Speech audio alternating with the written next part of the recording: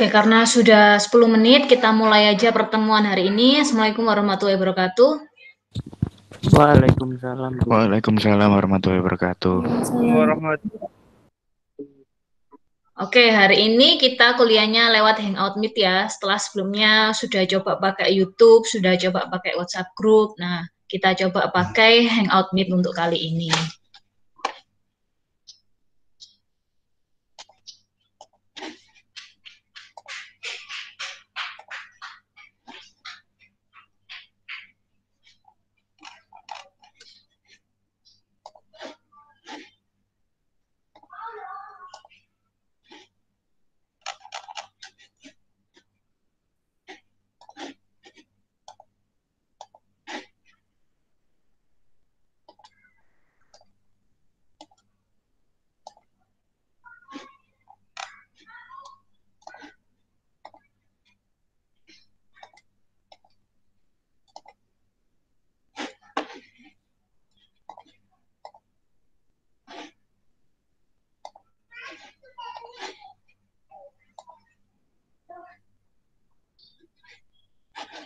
Oke, ini kelihatan? Karena saya ini share semua layar, jadi saya nggak bisa kelihatan Google Hangout-nya dan nggak bisa ngecek chat kalian. Mungkin kalau berbicara diaktifkan suaranya aja, jangan di chat karena saya nggak bisa lihat. Ini kelihatan presentasinya? Kelihatan, Kelihatan, Bu. Kelihatan. Bu. Oke, kalau kelihatan. Jadi kemarin kan kalian saya bagi ke dalam beberapa kelompok ya untuk memberikan rekomendasi dari salah satu rumah di kelompok itu. Nah, ini saya mau menjelaskan lagi mengenai rekomendasinya. Di mana rekomendasi itu adalah step yang keempat kan, di audit energi ya. Itu step yang keempat, yaitu evaluasi dari penerapan penghematan energi. Ini sebenarnya sama seperti materi di minggu-minggu sebelumnya untuk step 4 ini. Jadi pada step ini kita memilih mana sih yang paling cost efektif atau yang paling hemat untuk menghemat energi. Jadi goalnya selain penghematan energi itu juga sebenarnya adalah penghematan cost. Di mana pada pertemuan kali ini kita akan fokus ke energy conservation measure dan juga energy use simulation model develop. Ya, makanya itu tadi kan di grup ya, di WhatsApp grup saya minta kalian untuk mendata rumah siapa sih yang ber-AC dan juga siapa yang memiliki laptop dan juga koneksi WiFi yang bagus. Karena sebenarnya di tugas setelah ini ada lagi tugas kelompok yaitu mengenai simulasi ini. Dan ini merupakan yang pertama yang di pertemuan sebelumnya atau di kelas sebelumnya. Meskipun ada noise, suara saya masih kedengeran. Kalau enggak kucingnya saya buang ke belakang. Masih, Bu. Alhamdulillah, Bu. Oh, ya Terdengar kok, Bu. Ya, kalau agak kedengeran ini mau saya buang ke belakang. Oke, sampai mana tadi lupa ya. Ya, kalau di kelas sebelumnya itu belum pernah ada simulasi ini karena yang di kelas sebelumnya itu mereka mengaudit energi itu dalam lingkup yang besar yaitu lingkup kampus, sedangkan kalian ini kan lingkupnya rumah. Maka dari itu saya teruskan sampai ke simulasi. Cuma simulasi ini ada permasalahan lainnya juga. Nggak semua dari kalian itu memiliki laptop dan juga koneksi WiFi yang bagus kan. Oleh karena itu saya perlu melis. Jadi setiap kelompok paling tidak ada yang memiliki laptop dan juga software itu plus ada yang memiliki rumah ber-AC sebagai model simulasi. Jadi saya harapkan minimal ada 5 nama yang terdaftar di 2 kategori itu yaitu rumah yang ber-AC dan juga yang memiliki laptop plus WiFi. Oke, gitu ya tujuannya untuk pengelisan yang tadi. Silakan buat yang belum menulis namanya padahal memiliki itu rumah ber-AC, laptop dan juga koneksi WiFi. Nah, ini untuk penghematan energi pada bangunan yang existing atau yang sudah ada. Ini sudah kalian lakukan sebelumnya. Jadi, kalian kan membuat opsi untuk energi saving kan, penghematan energi. Nah, itu dilihat dari mana sih? Yang pertama, itu kalian compare konsumsi energi yang menurut asumsi yaitu pencatatan equipment dan juga konsumsi energi yang sesungguhnya yaitu dari bil listrik. Selanjutnya adalah menganalisa presentasi dari konsumsi energi yang terbesar itu dari mana. Kalau ada AC pasti dari thermalnya. Lalu equipment-nya berapa persen, lighting-nya berapa persen. Dari situ baru bisa membuat opsi. Jadi kalau dari thermalnya pasti menganalisa cooling load-nya berapa kan. Dari cooling load kan bisa di breakdown lagi, yang paling besar itu beban pendinginnya ada pada faktor mana. Nah, selanjutnya menganalisa untuk pencahayaannya itu seperti apa, apakah lampunya sudah LED semua atau belum, ataukah sebenarnya di situ terlalu terang, sudah di atas standar, harusnya kan sesuai standar itu sudah cukup ya. Nah, yang ketiga itu menganalisa penggunaan untuk peralatan elektronik. Jadi kalau yang kemarin misalkan ada yang pakai rice cookernya mungkin bisa dipakai hanya sebagai pemasak, bukan pemanas. Lalu ada yang memakai mode sleep di komputernya atau penghematan untuk nonton TV-nya, itu dianalisa di sini. Nah, ini untuk flowchart energi saving-nya. Jadi kenapa kemarin saya komentari kenapa kok langsung ke investasi ke renewable energy, itu sebenarnya agak kurang tepat ya caranya. Karena yang benar itu yang pertama dimulai dari zero cost. Jadi kita melakukan saving energi dengan tanpa menambah cost. Misalkan apa? Misalkan dengan cara merubah kebiasaan kita. Tadi kan kalian mengcompare antara asumsi dan juga bil listrik kan. Nah, jika asumsinya itu dia lebih rendah daripada bil listriknya, berarti ada yang salah di kebiasaan kalian. Nah, itu yang harus dirubah. Misalkan lampu indikator merah itu selalu menyala, itu kalau nggak dipakai bisa dimatikan. Atau posisi TV dalam keadaan standby bisa dimatikan.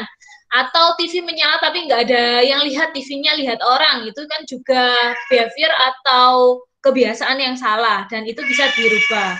Atau bisa juga dengan cara merubah layout ruangan. Ini kan tidak membutuhkan biaya ya, merubah layout. Kalian kan kemarin sudah belajar ya, mana yang buffer zone, mana yang seharusnya ruang tamu itu diletakkan di sebelah mana. Itu mungkin bisa dilakukan untuk merubah layout. Jadi untuk ruangan yang berada di bagian barat yang disinari matahari saat siang sampai sore itu merupakan bagian yang terpanas. Nah, mungkin di ruangan itu bisa dikosongkan digunakan untuk gudang ataupun garasi. Nah, bisa juga dengan cara pemindahan alat elektronik. Jadi misalkan di kamar ya, kamar kalian ber-AC, tapi kamar kalian ber-AC ternyata di dalamnya itu ada dispenser nih. Terus ada kulkas kecil. Nah, dispenser dan kulkas kecil ini kan juga akan menghasilkan panas kan? Nah, caranya gimana? Dengan cara memindahkan kulkas dan juga dispenser itu ke pantry atau ke dapur. Itu kan juga tidak membutuhkan biaya, tapi bisa menghemat ini beban pendingin. Ya.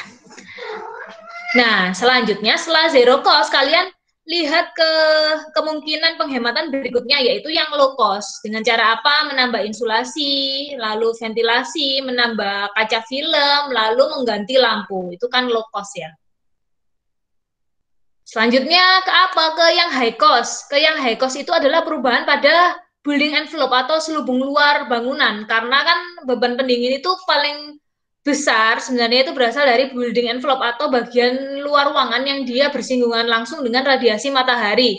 Misalnya dengan apa? Misalkan dengan menambah kanopi, lalu menambah shading di atas jendela, lalu juga bisa menambahkan material di atapnya. Nah, ini kan membutuhkan biaya yang tinggi.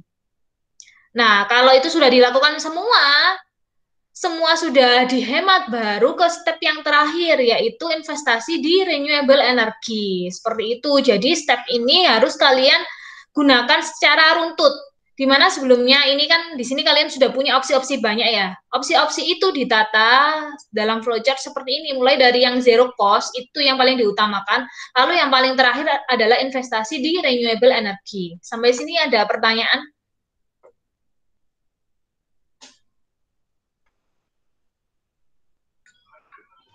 Belum, Bu. Belum? Oke, lanjut. Ini adalah contoh audit energi di kampus A UISI. Mungkin sebelumnya sudah pernah saya tunjukkan ya, ini saya tunjukkan lagi. Ini merupakan hasil tugas akhir. Jadi di sini dipetakan penggunaan listrik, data konsumsi listrik UISI Januari 2016 sampai Januari 2017 ini naik turunnya. Di sini juga dianalisa kenapa bulan Juli ini turun, karena bulan Juli ini merupakan libur semester. Sama halnya dengan Januari, ini libur semester. Nah, kenapa Desember ini tinggi? Karena itu banyak kegiatan di bulan Desember. Sama halnya dengan Januari, kenapa ini tinggi? Karena banyak kegiatan juga di bulan Januari. Bisa disambungkan juga ke kondisi lingkungan atau kondisi cuaca pada saat itu. Misalkan ini November dan Desember tinggi karena di sini misalnya musim panas. Ini dianalisa untuk data konsumsi listrik per bulan dalam 1 tahun. Harusnya minimal berapa 3 tahun kan, tapi saat itu nggak ada datanya. Datanya yang ada sampai pada Januari 2016. Nah, setelah itu dari data ini, di sini dibuat satuannya ke kilowatt hour per meter square per bulan. Di mana ini masuk kategori yang efisien, 14,75. Seperti yang saya katakan kemarin, meskipun efisien, apakah mungkin dilakukan penghematan lagi? Iya, karena audit energi yang bagus itu di mana dia semakin lama penggunaan energinya itu semakin turun, bukan dia seperti yoyo yang naik turun, enggak, tapi yang dia semakin turun. Meskipun efisien, dia masih bisa diturunkan lagi untuk penggunaan energinya. Nah, selain itu, di sini juga dicari untuk beban penggunaan energi per hari, karena pasti penggunaan pada weekend dan juga weekday itu kan berbeda. Di sini dilakukan pencatatan listrik itu per jam. Jadi kalau di sini kalian lihat, ini ada Senin, Selasa, Rabu, Kamis, Jumat, Sabtu. Kita lihat Sabtu dan Minggu ya. Sabtu yang ini, warna kuning ini, dan Minggu itu yang warna abu-abu ini. Yang lainnya weekday. Bisa kita lihat bahwa di weekday itu dia lebih tinggi pasti ya daripada weekend, karena ini kampus kan. Daripada weekend, di mana Sabtu ini masih ada kegiatan, Minggu sama sekali nggak ada kegiatan. Dan kalau kita lihat di weekday ini juga agak naik turun. Ini ada pola yang sama, yaitu penurunan di jam 12 sampai jam 1 siang, di mana itu adalah jam istirahat. Nah, di sini dipetakan juga untuk penggunaan dayanya. Jadi 76% penggunaannya itu karena AC. Selanjutnya karena peralatan elektronik, dan yang terakhir adalah karena lampu. Nah, dari sini kan kalian sudah bisa membuat opsi kan. Opsi yang pertama itu adalah untuk penghematan AC kan, karena AC sendiri kan 76%. Nah, AC itu bisa dilihat dari apa? Dari beban pendinginnya atau cooling load-nya. Di mana terbesar ini ternyata kalau di kampus dari human occupant atau dari manusianya. Cuma opsi ngurangi manusia kan agak nggak mungkin ya kalau di kampus ya. Jadi kita lihat yang berikutnya, ternyata karena kaca, lalu lanjut karena infiltrasi, lalu karena dinding, dan seterusnya. Nah, dari sini kita juga bisa melakukan opsi untuk penghematan. Karena kaca berarti harusnya apa? Diberi kaca film misalkan. Lalu ini karena infiltrasi, infiltrasinya dari mana? Dari pintu. Oh, pintunya dikasih ini aja, apa, penutup otomatis itu. Terus infiltrasinya juga ada yang dari jendela, ya udah jendelanya ditambah karet. Itu adalah opsi-opsi untuk energi savingnya. Nah, ini untuk rekomendasinya. Seperti yang saya katakan tadi, yang pertama adalah zero cost. Jadi ini rekomendasi yang pertama adalah penerapan budaya hemat energi, di mana di sini sampai dihitung penghematan per bulannya itu berapa. Jadi di sini ada data Sarpras. Data Sarpras itu adalah data bil listrik yang real, segini kWh. Lalu data equipment itu dilakukan pencatatan equipment satu per satu. Seharusnya equipment ini digunakan jam berapa sampai jam berapa. Itu dicatat satu per satu. Ternyata yang data Sarpras atau data yang real itu jauh lebih tinggi daripada equipment. Berarti di sini ada kebiasaan penggunaan listrik yang salah di gedung 1 itu. Nah, kalau penggunaan listrik itu benar sesuai dengan data equipment atau asumsi di awal, itu penghematannya bisa sampai 22 juta per bulan. Nah, selanjutnya itu kan yang low cost ya, dengan cara penambahan kaca film lalu karet. Nah, ini mengganti karet pada pintu. Ini dilakukan perhitungan KWH-nya juga, di mana tanpa karet ini 8182,3, lalu dengan karet tambah karet ini semakin kecil untuk beban pendinginnya, sehingga selisih Q-nya, kalian tahu kan persamaan untuk yang infiltrasi ya. Nah, di situ dia mengurangi untuk kecepatan infiltrasinya dengan penambahan karet, sehingga ditemukan Q sekian. Sehingga didapatkan penghematan per bulan sekian, sekitar 800.000. Lalu tadi salah satu beban pendingin kedua terbesar itu adalah pada kaca, maka di sini diberikan opsi untuk menambah kaca film. Di mana di sini dilakukan simulasi ya, kalau single film dilakukan perhitungan itu berapa, lalu kalau double film itu berapa. Lalu dicari selisihnya dan ada penghematannya, dihitung penghematan per bulannya berapa. Nah, ini berikutnya adalah sleep mode pada komputer dan juga mengganti lampu neon dengan watt yang lebih rendah. Di sini ketemu penghematannya yang di sebelah kanan itu sampai kepada rupiahnya. Nah, setelah itu dijadikan satu semuanya, termasuk investasi dan juga total penghematan. Kalian sudah belajar ekonomi teknik kan, jadi pasti sudah tahu perhitungan yang simple ya untuk payback period, di mana payback period itu didapat dari investasi dibagi dengan yang masuk kan, kas yang masuk. Nah, kas yang masuk di sini adalah total penghematannya. Jadi di sini payback periodnya kalau menerapkan ini semua itu adalah 3,91 bulan atau hampir 4 bulan. Ada pertanyaan?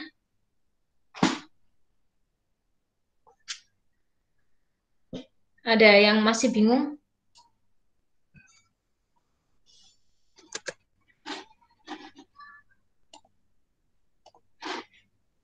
Ada pertanyaan nggak? Terlihat, Bu. Ini mungkin ada yang ngomong dong, ada pertanyaan nggak?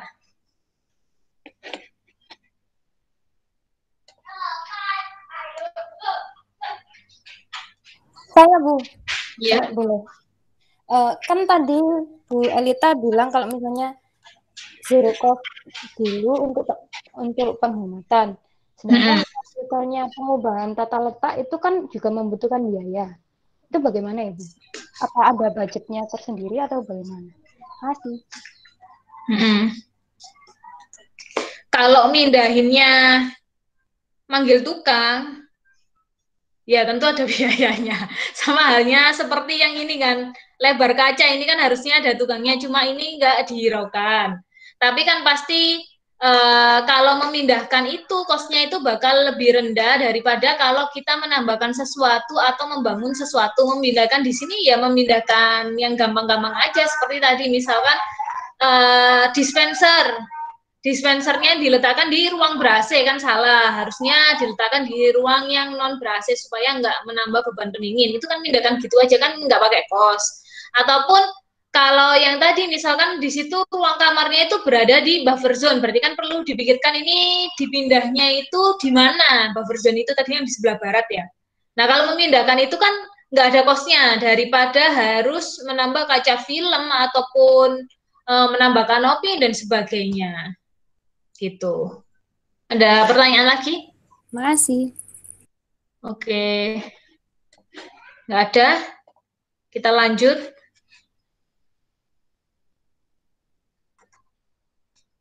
Nah, berikutnya yaitu mengenai simulasi energi, di mana di sini ini simulasi energi itu sangat penting untuk melihat nanti cost-nya itu berapa. Karena di sini sepertiga dari konsumsi energi, bahkan lebih ya kalau di Indonesia itu digunakan untuk thermal dan juga lighting. Nah, di mana di sini untuk simulasi energi itu bisa mendetermin atau memilih sistem pendingin yang cocok, lalu menganalisa konsumsi energi, juga mengkalkulasi cost jika dilakukan penghematan energi. Nah, simulasi energi ini bisa dilakukan di bangunan yang belum ada maupun bangunan yang existing. Enaknya pakai simulasi energi itu gimana? Kita itu bisa merubah-rubah langsung di situ, di softwarenya. Misalkan nih, saya mau merubah cat temboknya dari abu-abu ke putih, itu sudah bisa langsung diketahui cooling load yang dihemat berapa, listrik yang dihemat berapa. Beda halnya dengan yang tadi kalau kita melakukan perhitungan secara manual, berarti kan harus dihitung lagi kan, oh catnya abu-abu, berarti reflectionnya ini berapa nih? 80%, berarti Q-nya berapa? Kalau putih, reflectionnya misalkan 90%, berarti Q-nya berapa? Harus dihitung satu-satu. Nah, kalau di simulasi energi ini enggak. Dia langsung kalian ubah materialnya atau kalian ubah catnya dengan cepat, itu bisa langsung ketahuan berapa cooling load plus penghematannya. Jadi nggak perlu ngitung satu-satu lagi. Fungsinya adalah untuk memudahkan pekerjaan kalian. Ini adalah langkah untuk simulasi energi. Jadi yang pertama adalah tentunya meng-create buildingnya atau meng-create bangunannya. Berarti di sini kalian sudah harus punya data kan? Data apa aja yang dibutuhkan? Yaitu data arsitektur dari bangunannya. Termasuk juga data material dari bangunannya. Materialnya itu apa? Lalu luasannya pasti ya. Luasan, material, ukuran. Termasuk di situ dimasukkan juga untuk okupen atau orangnya, penghuninya itu berapa, lalu digunakannya itu kapan bangunan itu, lalu tipenya itu apa, tipe bangunannya sekolah atau rumah sakit atau tempat publik, itu kan pasti beda-beda ya untuk pola penggunaan energinya. Setelah itu dilakukan simulasi, nah setelah itu tinggal dianalisa hasilnya. Nah, ini adalah beberapa software untuk simulasi energi, terutama pada bangunan. Itu ada Revit Autodesk, lalu Energi Plus, dan juga Transys. Untuk Energi Plus, di sini dia cukup lengkap ya untuk tools-toolsnya, cuma dia nggak open source. Lalu untuk Transys ini satu pabrikan dengan ANSYS, dia sangat bagus di segi thermalnya, cuma ya sama nggak open source. Nah, di sini sebelumnya saya dan juga teman-teman yang tugas akhir itu mereka memakai ini Revit Autodesk. Kenapa saya memilih Revit Autodesk? Karena yang pertama softwarenya sebenarnya berbayar, tapi untuk edukasi itu kalian akan diberi 1 sampai 2 tahun lisensi 1 sampai 2 tahun. Tinggal daftar aja di websitenya. Nah, kalian bisa download softwarenya juga itu di website. Kenapa tadi saya bilang butuh laptop dan juga sambungan wifi, karena di sini untuk Revit Autodesk ini saya sebenarnya punya software ini, tapi di laptop lama, di laptop ini nggak punya, jadi saya baru install tadi pagi, sampai sekarang itu belum terinstall. Itu sekitar 10 GB. Ya, siap-siap ya. Dan juga kenapa pakai ini basisnya, dia itu basisnya itu 3D CAD. Dan sedangkan kalian kan sudah familiar dengan AutoCAD kan? Kalian sudah pernah menerima pelajaran tentang AutoCAD kan? Iya apa enggak? AutoCAD sampai 2D atau 3D? AutoCAD-nya? Baiknya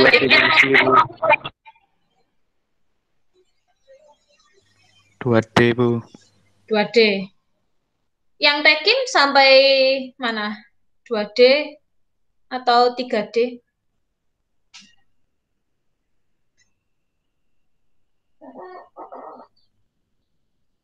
Mungkin perwakilan dari teknik kimia yang mau menjawab. Ada teknik kimia kan?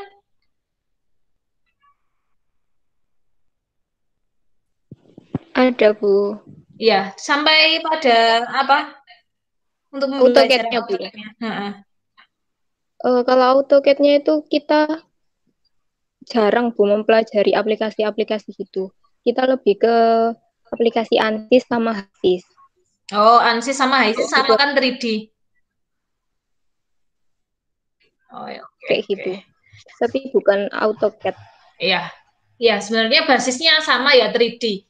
Jadi di sini untuk software Revit Autodesk itu kalian tinggal menggambar 3D-nya atau bisa juga diekspor dari AutoCAD. Setelah menggambar bangunannya, itu kalian bisa menambahkan atau mengisi material di situ, itu materialnya apa.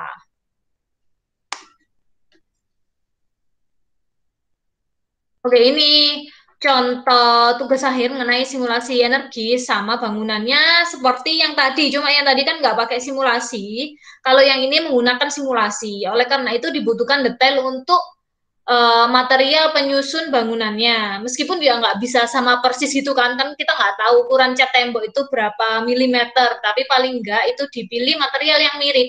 Dan materialnya itu sudah ada di database Revit-nya. Nah, ini untuk tugas akhir yang simulasi. Jadi ceilingnya apa, atapnya apa, dindingnya apa, jendela, pintu, dan sebagainya. Ini dipilih yang paling mirip dengan bangunan di gedung 1. Ini nilai ini ketebalan, lalu R dan juga O ini sudah ada di database-nya. Nah, setelah itu ini adalah kondisi cuaca di UISI atau di Gresik, karena di sini cuacanya itu adanya datanya adalah di Gresik. Jadi menggunakan ini juga otomatis sudah didapat dari softwarenya. Di sini kita lihat untuk Gresik ini saya pernah menunjukkan ini ya kalau nggak salah. Ini adalah data cuaca Januari sampai Desember, lalu yang bagian hijau ini adalah temperaturnya, jadi mulai dari yang bawah minimum sampai yang atas itu adalah maksimum. Kenapa sih kita butuh data ini? Karena jika kita punya data pola konsumsi energi dalam 1 tahun penuh, itu bisa dibandingkan dengan data cuaca ini. Kenapa sih di bulan Oktober misalkan itu kok penggunaan listriknya paling tinggi, ternyata saat dicek oh iya bulan Oktober ini temperaturnya dia itu paling tinggi. Bisa di cross check juga dengan yang bawah ini sama temperatur dan juga radiasi mataharinya. Ini yang ungu adalah radiasi mataharinya. Nah, radiasi mataharinya itu yang paling tinggi juga di bulan Oktober. Jadi kalian bisa menganalisa data-data itu. Dan bisa memperkirakan kira-kira penggunaan energi dalam 1 tahun itu berapa. Kalau ini kan data dari angin, ini pernah saya jelaskan juga ya. Ini otomatis dari softwarenya, tapi kalian harus bisa menganalisa data ini maksudnya apa.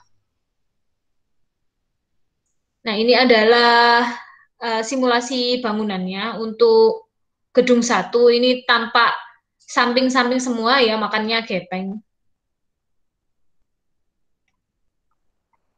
Nah, kalau sudah seperti ini dan diisi materialnya apa, diisi penghuninya berapa, elektroniknya itu berapa per meter persegi, maka akan otomatis didapatkan data-data ini.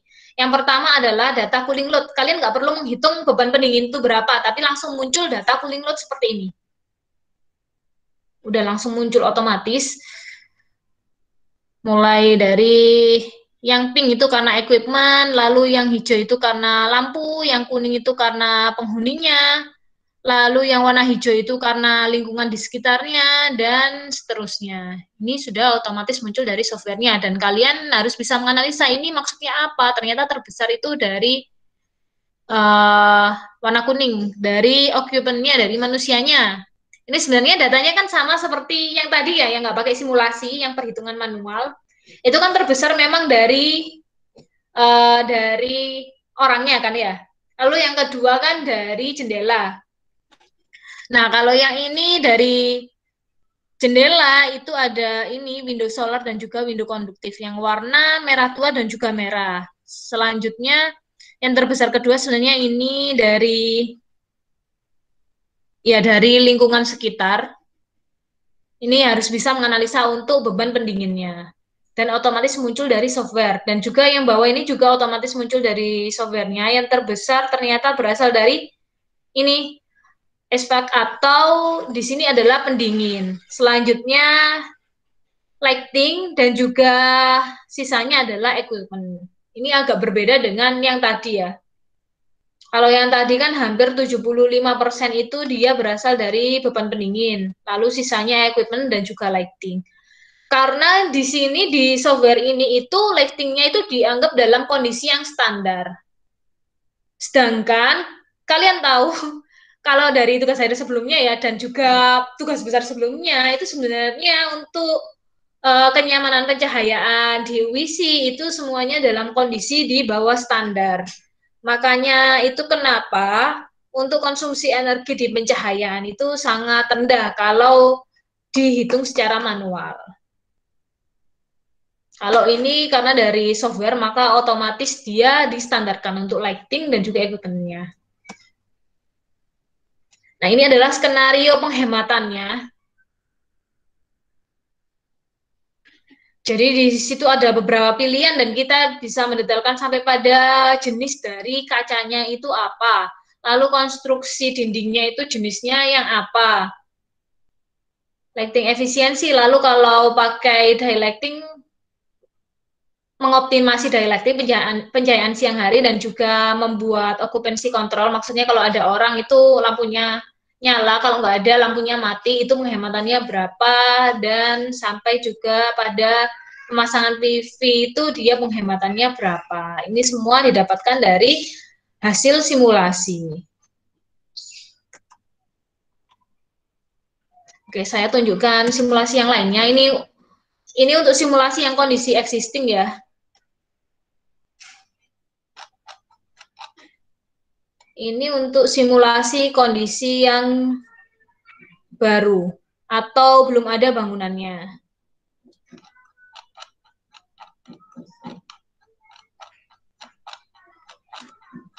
Ini kelihatan?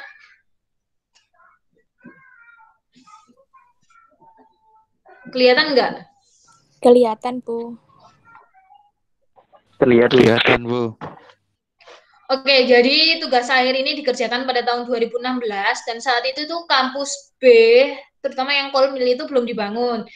Nah, di sini untuk mahasiswanya itu dia melakukan simulasi untuk melihat berapa sih penggunaan energi jika gedung itu dipakai. Dan kira-kira faktor mana yang bisa dihemat jika kampus B itu dipakai. Nah, ini adalah hasil simulasinya menggunakan software Revit Autodesk. Kan mirip kan ya?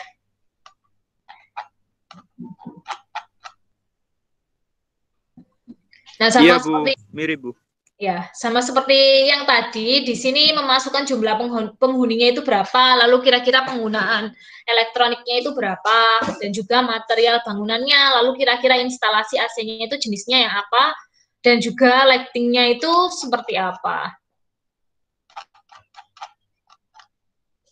Ini sama kondisi cuaca di Gresik. Karena database-nya sama, maka ini sama seperti yang tadi. Nah, kalau sudah jadi seperti ini dan sudah di-input semua untuk material bangunan dan sebagainya, maka akan ada data cooling load-nya. Seperti ini. Karena ini tugas akhirnya itu berfokus pada thermalnya, pada cooling load-nya. Jadi di sini tidak ditunjukkan data seperti yang tadi. Thermalnya berapa, equipment-nya berapa, lighting-nya berapa, tidak ditunjukkan karena fokusnya adalah ke thermalnya.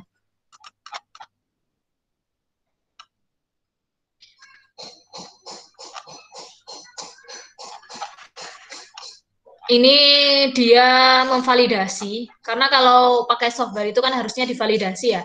Nah, yang divalidasi itu adalah cooling load-nya. Jadi di sini dia menghitung satu-satu untuk cooling load-nya, lalu dibandingkan dengan cooling load hasil dari simulasi. Nah, ternyata hasilnya hampir sama, jadi untuk bangunannya itu bisa dianalisa. Nah, ini kira-kira bangunannya itu akan mengkonsumsi sekitar 212 kWh per meter square per tahun. Lalu digunakan skenario penghematan. Ini pencahayaan alami, daylighting, dan juga kontrol seperti ini. Ini sebenarnya ya, kalau pakai Revit, itu kalau sudah jadi bangunannya, lalu kan keluar hasil simulasinya ya. Nah, hasil simulasi itu tinggal dimasukkan ke Autodesk 360, itu software, tapi softwarenya ada di website kayak online gitu ya. Nah, di situ sudah langsung muncul semua rekomendasi penghematan itu langsung muncul semua, tanpa kita minta itu langsung muncul semua, seperti ini, pencahayaan alami dan kontrol buatan ini sudah langsung muncul semua seperti ini. Nah, kalau kalian mau yang aneh-aneh, misalkan ganti cat, ganti atap, ganti dinding, itu baru yang nggak bisa muncul di aplikasi 360 itu. Kalian harus melakukan perubahan di softwarenya. Nah, baru bisa kalian analisa. Ini sebenarnya otomatis dari softwarenya. Tapi meskipun otomatis, kalian harus bisa menganalisa maksud dari software itu seperti apa. Nah, nggak semua juga bisa dipakai kan?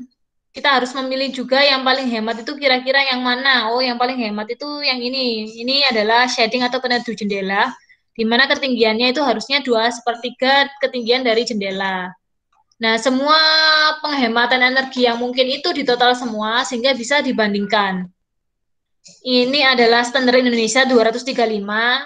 Nah, ini adalah yang existing pakai simulasi itu 212. Sebenarnya sudah di bawah standar Indonesia kan, sudah hemat. Tapi bisa dihemat lagi dengan energi saving seperti yang dilakukan di atas, itu kan dipilih opsi-opsinya ya. Bisa dihemat sampai 134,41 kilowatt hour per meter square per year. Nah, ini penghematannya.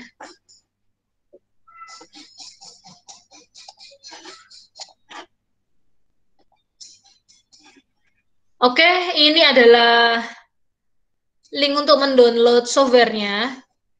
Autodesk Education itu free untuk education atau untuk kuliah itu juga free. Lalu ada online learningnya. Dulu waktu saya belajar online learningnya itu juga ada sertifikasinya langsung di websitenya.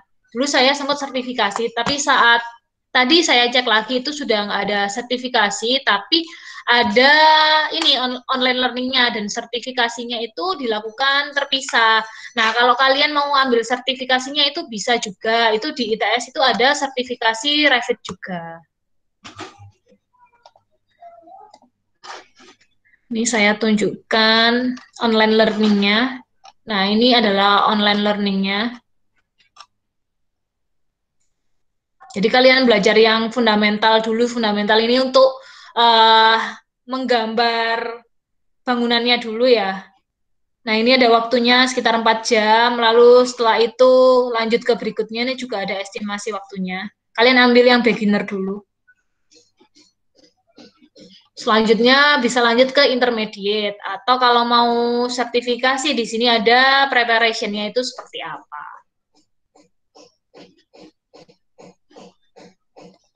Oke, ada pertanyaan? Belum ada, Bu. Belum ada? Ini saya lihat yang sudah mendaftar di WhatsApp group. Yang rumah ber-AC ini nggak ada lagi, kah? Cuma 2, Novantio dan Aulia.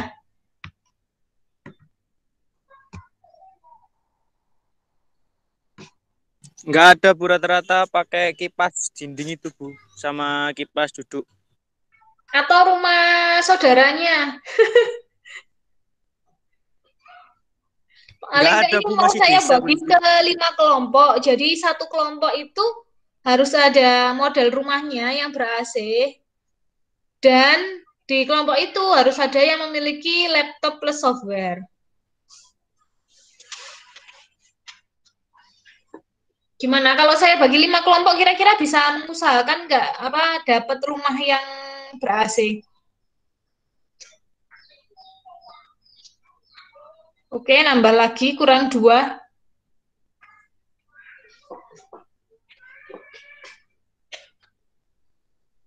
Oke, kalau gitu kita lanjut ke WhatsApp group ya untuk pembagian kelompoknya. Ini materinya sudah saya share. Nah, silakan yang sudah mendaftar punya laptop dan juga koneksi WiFi itu bisa segera diinstal untuk softwarenya dan bisa dipelajari untuk online learningnya. Oke, kalau nggak ada pertanyaan akan saya tutup perkuliahan di Hangout Meet ini. Saya akan standby di WhatsApp group ya. Baik, Bu. Oke. Saya tutup. Semoga bermanfaat. Mohon maaf jika ada kesalahan. Wassalamualaikum warahmatullahi wabarakatuh. Waalaikumsalam warahmatullahi wabarakatuh. Waalaikumsalam warahmatullahi wabarakatuh.